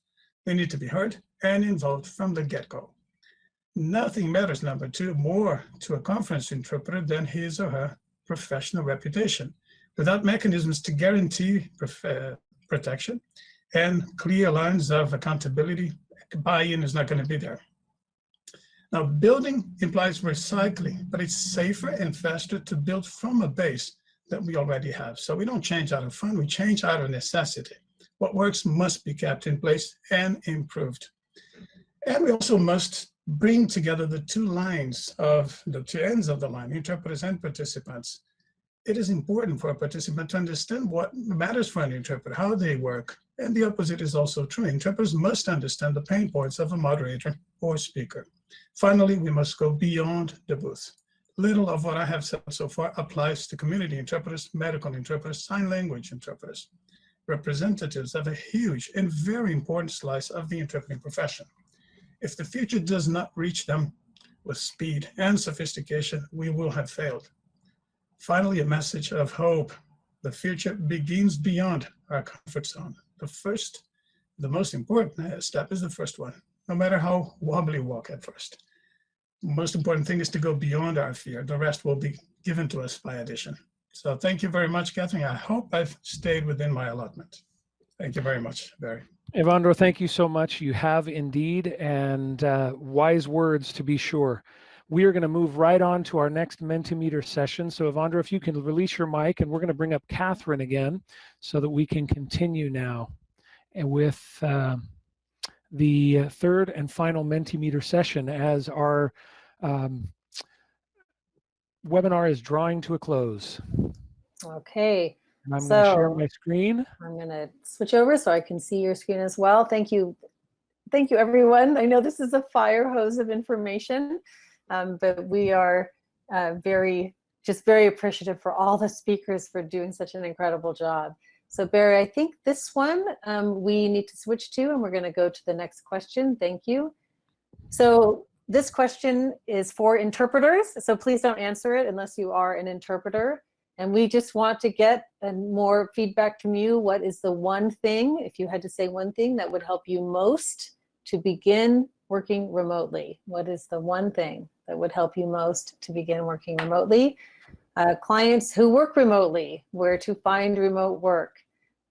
Training, suitable, quiet room, knowing the industry. I really like that one. It is really important to know the industry. It's something that interpreters, we have been pushing for 10 years now to try and help us know our own industry. Not applicable. I already offer remote simultaneous interpreting. That's excellent. Lots and lots of training. This is confirming what we've been seeing. Having a hub close by. This on the conference interpreting side is to have a hub where there are remote booths that meet all of the standards and requirements. And boy, we are seeing a lot of training. You need a good technician. You need a better attention span. Okay, I love that. It's good to have a little bit of humor. And that's actually a really important thing to keep in mind. It is scrolling automatically that remote interpreting requires even more of your attention because of the modality that you're working with, a new platform. There are other things that have to be managed, and it is intensive, right? And so we have to recognize that simple fact. All right, so we've gotten quite a few answers. I'm going to ask Barry to move forward. So I want to give the last session with Marjorie and Cindy enough time. So let's do the 3 more questions we're going to be asking you. So now we have the same question for companies. What is the one thing that would help you most to provide remote interpreting services? Clients, that's a good answer. It's a big one. Budget, having the budget. NA, I'm assuming, is because it's not something that you're providing or you already are providing it and it's not an issue. Client awareness, visibility of our field across all points of connection is one of the biggest issues we've had. We have really been struggling with that with advocacy work, trying to get legislature to even understand what we do, much less what we might do remotely. updating technology, getting on the platform, having a good platform, as Dieter talked about earlier, having trained professionals, as Ivandra just said, we don't have a profession without us. We have to support interpreters across the board, especially in this moment. We've got to help, I think, Odelia's interpreters, working who don't have access to the same kind of technology most of us do, just as much as we need to help a conference interpreter who's trying to switch. It's So glitching again a little bit. that's all right. Yeah, but we're getting good responses. I'm seeing it. We've got uniformity of equipment. Wouldn't that be amazing from point to point, from end to end? Right now, we do have a situation where interpreters are having to train on multiple platforms. It is a new market with new companies that are just, getting their footholds. And so that is an issue right now. Yeah. Reliable internet is another important point. Katharine, Okay. I just wanted to point out that we were able to reach out to some of the different providers that we know, and we recognize that these are representative of what's out there, but they are not the only providers out there. We know that there are lots of folks working on this, and it's important to keep that in mind, that there are choices and there are other things out there, and people just have to see what's going to work best for their own individual use cases. Yeah. All right, let's move forward. And I'm going to say to our Next Steps team, we may end this event 2 minutes late, just so we can get these last two questions in. So what is the one thing for end users? These are the people who are experiencing interpreting or buying interpreting services. What is the one thing that would help you contract or purchase remote interpreting services? And we may not have enough people listening to get affordability. I've already worked. So this is, so this tells you that one of the problems, and we did attempt to reach out, but one of the biggest problems that Barry and I see in our field is that the people who actually purchase our services do not see our field or really understand our field. As Winnie Hay was talking about in procurement, it's like, where can I get interpreting service? I checked that box off, and there's not that deep understanding. So this this slide to me says we just really need to get ourselves in front of these people in a much better way. So I think I would move on from this. Have done. And finally, I think this is the last question. How do we ensure standards will be upheld after the crisis passes? So any ideas that you have for how, right at this moment where many people are onboarding, many people are, companies are working whatever workaround they can. They may not, have access to the right platforms. We don't actually have enough platforms, I think, for what we're seeing now. So associations, education, it's going to be tough. I agree. The industry will have changed and we must adapt. Barry and I do foresee that there will be a degree of permanent change from this. We will obviously go back to on-site interpreting, but there will be clients who see the benefit and the cost efficiency, and whether we want them to or not, they may stick with remote. Upholding them during the crisis, as much as we possibly can. Depending on which sector or area you're in, that's more or less possible. The million-dollar question. Keep calm and don't lower your rates. It's great. I think I feel a meme coming on. Yeah, I think so too. So strict monitoring and enforcement. Of course, that's possible more possible in some areas than others. Legislation. Okay, so these are some really, really good answers I'm seeing. Catherine, we can go ahead and leave this open so that people can keep answering while we move on now to the last session. Yeah, please keep answering, but we are going to now quickly switch over. Let me go back over to live video. So I think that the first person, we want to welcome both Cindy Rote and Marjorie Bancroft, who are going to speak now. And Cindy Rote is going to come on first. So Cindy, if you could please request the mic. And then we are going to hand it over to you to magically give us everything that you took away from this flood of information. So I see her coming in. You need to release your mic. All right, I'm going to go off and welcome Cindy Rote. Hello, everybody. And I am so excited to be here and so honored to have been asked to basically, between Marjorie Bancroft and myself, synthesize everything we just heard this morning, which is quite the task.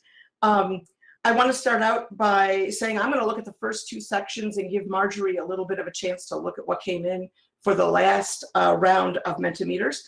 And I wanted to start out by saying that I come with a few biases here. I am a consultant and an advocate. I have been an interpreter, mostly in healthcare, social service interpreting. So my bias tends to be with more experience here in the United States, more with a dominant language, Spanish, as well as English, and more in the field of healthcare interpreting than anywhere else. So I start out with that caveat so that you will not, whoops, I'm trying to set my timer here so I don't go over. Okay, there we go. So you know where I'm coming from, and you can judge my, my summaries accordingly. So the first thing I'm taking away from this is that we just need to recognize that everything has changed, and it's not going to go back to what it was.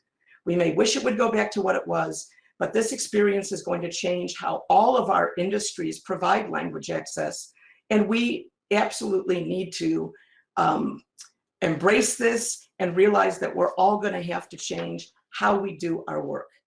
And I think for each of our sectors, there are specific things that I've been hearing that we can be doing right now to absolutely get ourselves ready and to move into this new world in which we find ourselves. The first is for interpreters. I'm hearing we need to become more savvy with tech. And as the people who know me will attest, if I can figure out how to use the tech, you can figure out how to use the tech, because I am one of those older dinosaur people that, you know, I'm used to, you know, training in person with a marker. So, you know, if I can learn how to do this stuff, we can all learn, and we all need to learn. But I've also had people who were patient with me and who taught me. And so it also tells us that as interpreters, we need to help each other learn how to use the tech. And that's another thing I'll get down to with trainers. Another thing for interpreters is you need to get linked into these remote networks. And that means that you're going to have to find language service providers that are providing remote access, and you're going to have to get onboarded with them. And I think that one of the things that our organizations and institutions could do is to help people know where those organizations are, who they should contact, how they can get linked in, how they can get onboarded in the language service providers. We also need to get the remote capacity in our homes where we're going to be working from, if we don't have it already, and we need to help our colleagues do the same. This is not every man for himself here. This has to be us all working together. For language service providers, if you don't have it already, obviously, you're going to have to develop remote capacity very quickly. And I was very impressed to hear that some of the large language service providers who are doing remote are willing to help you get up and running.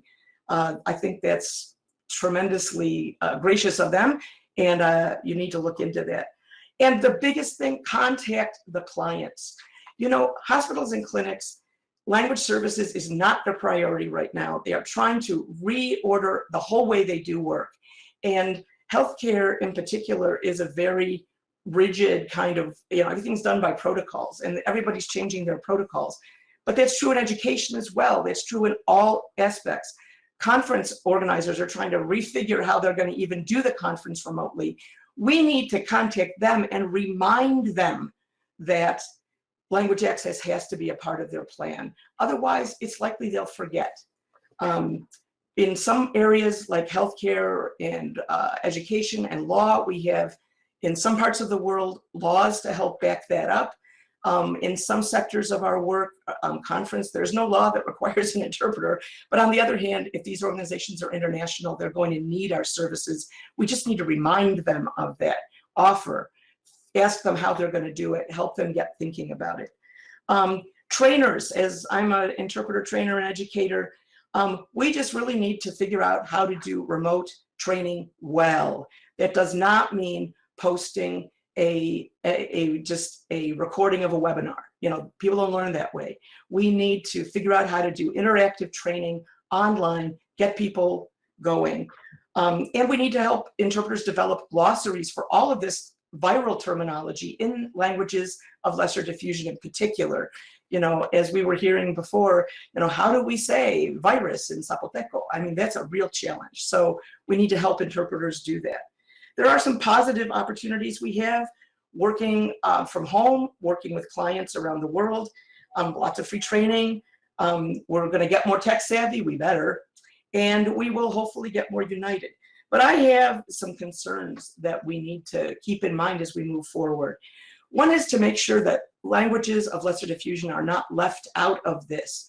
While Spanish in the United States may be the biggest language in which we're working, we need to reach out and make sure that we are including interpreters who speak languages that are not as commonly in demand.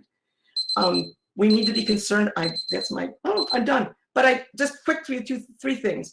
We need to be concerned about budgets being impacted long-term and interpreting being downgraded as a budgetary priority even after the COVID is over. I think we also need to be concerned about whether a permanent shift to remote interpreting will be left in place. Exclusively remote is not the way we need to go, and we don't have any research that really tells the benefits other than preference of having on-site interpreters for certain kinds of appointments, but we know they're important. And finally, our associations, you know, I think we need to get going on being better advocates. I know a lot of interpreter associations want to do education, afraid to do that advocacy or don't know how to do advocacy. So we need to step up and learn how to do that and be willing to advocate on behalf of the interpreter profession. All right, wow, how was that? Very fast. That was good. Thank you, it was miraculous. So Marjorie, now if you could please request to speak. And we are looking at the clock here. We probably will go 3 or 4 minutes past our 2-hour time. Everyone's welcome to stay. But we are very close, actually. I can't believe we're this close to being on schedule. So we see Marjorie coming up, and you need to unmute and get your video. Awesome. All right. Welcome, Marjorie Bancroft. Hi, thank you. How many minutes do I have? Well, 5 would be great. Just we'll come back on if you need to do it. Yeah. I'm going to ask you to be patient with me because I've been asked to summarize the second part of round 3 of the whole presentation, including round 3, and that is a pretty humbling job. I'm not actually a speaker. I'm acting more as an interpreter of things that we've heard and voicing your messages. And I just want to start also by saying I was in a video meeting yesterday where an interpreter and an interpreter trainer wept because she had been infected herself.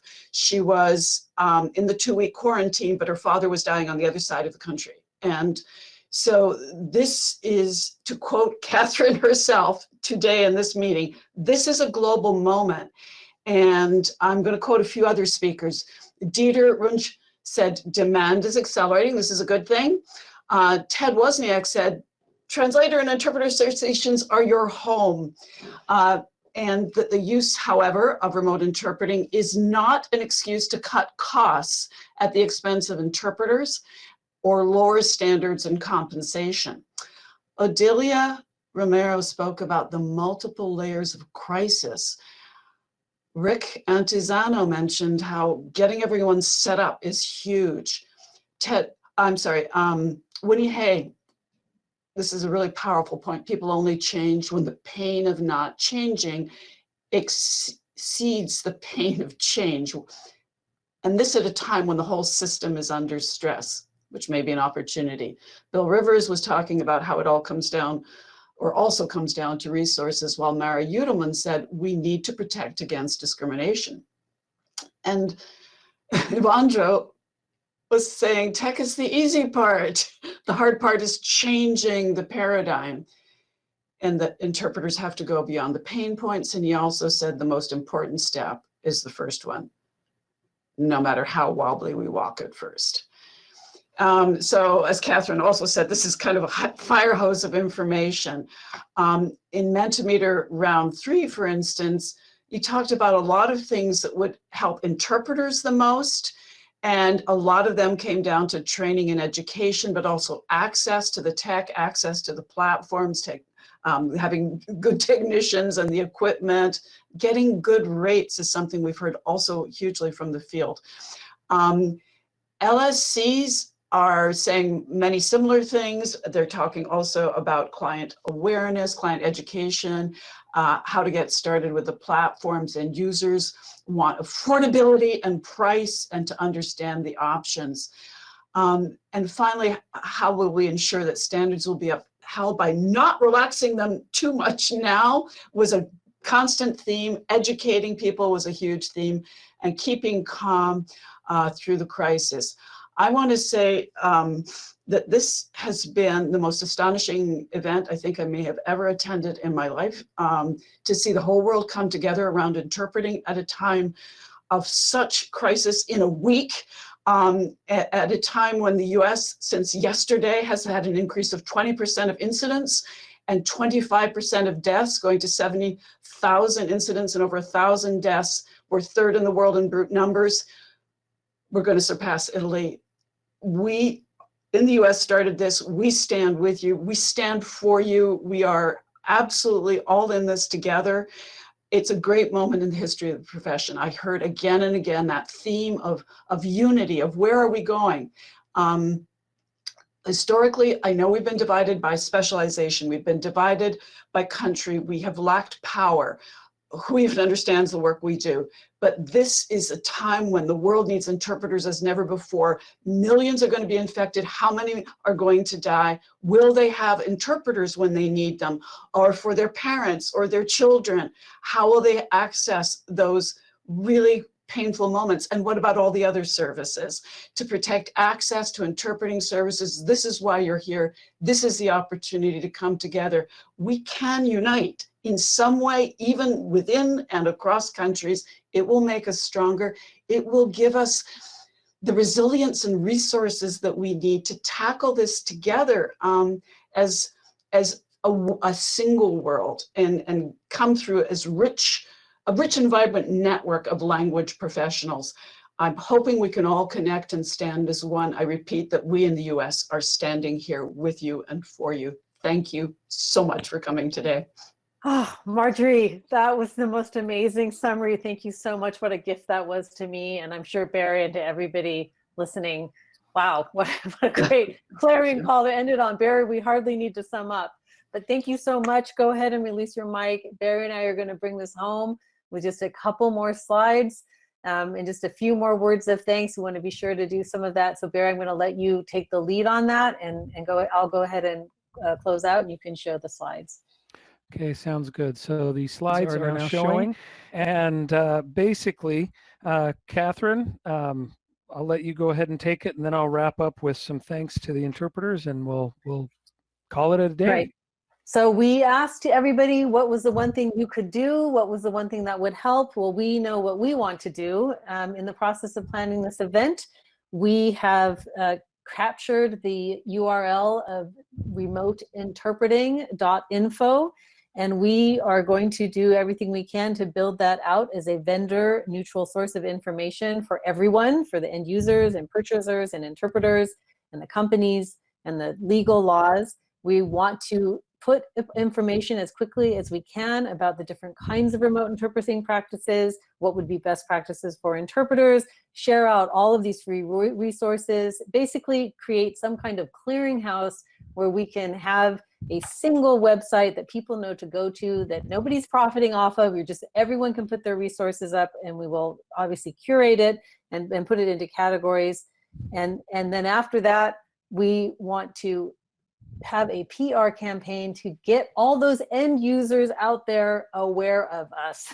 So that is what we plan to be doing. So stay tuned for that. And Barry, I'm going to let you bring it on home. All right, then. The only thing really left for me to say is to express my gratitude, the gratitude of InterpretAmerica, the gratitude of all of my colleagues. Thank you to all those who have participated. Thanks to all those who have attended. But most of all, we want to thank the interpreters who have made this webinar available in multiple languages. I'd like to mention them by name. In the Arabic booth, Maha El Metwali and Bayan Abu Haida, and I hope I've said that as close as I could, getting it correct. They're based in the UK. Working in the Spanish booth today, based in the United States, Lara Weaver and Brian Ross.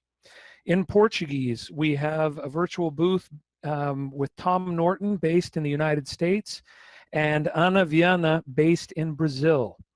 And for ASL, our US-based ASL interpreters were Joe Rivera and Tyler Heron. So thank you to all of them. We'd all like to just give you a big round of applause virtually and say thank you there.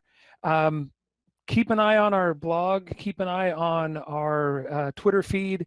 We're going to be posting more information out. We've got to go through and do some post editing for the recording, but we want to get this recording out as fast as we can to disseminate this information.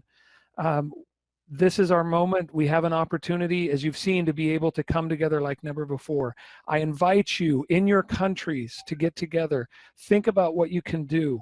This is what Interpret America is going to do, and we've been approached by many people behind the scenes saying they're ready to put forth resources and support to make it happen. Do what you can and do your best. Thank you.